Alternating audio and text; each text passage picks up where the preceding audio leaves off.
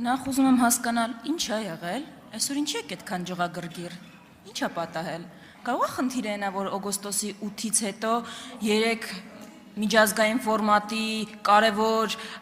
հարթակներում ելույթ եք ունեցել ու 3-ում էլ ստիպված եք եղել խոստովանել, որ այն օրակարգը, որը ժողովրդի վրա ուզում եք ծախել, տապալված է։ Ստիպված եք եղել վախվորած սենց ասել, խնդրում եմ այլևէ թող պարզաբանի, ինչ նկատի ունես տերմինաբանությունը օգտագործելով։ Եթե տերմինների շուրջ եք պայմանավորվել, զարմանում եմ, ինչի մասին եք հայտարարում, որ բարդ հարցերի մասին պայմանավորվել եք։ Մունաթ եք գալիս ԵԽԽՎ падգամավորի վրա, ասում եք դատապարտում եմ Զանգեզուրի միջանցքը, տերմինը, որ օգտագործում ես։ Այդ մարդը այլևի տերմինն է օգտագործում, այլևին կարող է դատապարտեք։ Հետո ուզում եք հաջորդին կանգնենք, հաջորդ չորեքշաբթի որ գաք այստեղ կանգնենք, աջ ձեռքը առաջ տնկենք, ասենք կեցե մեր ֆյուրերը։ Ինչ անում եք, դուրները չի գալի։ Բանը կկողմնորոշվեք, վերջը մենք ձեր համար սրտի ընդդիմություն ենք, թե բանենք, սպառնացող վտանգ, որոնց պետքա բան անել,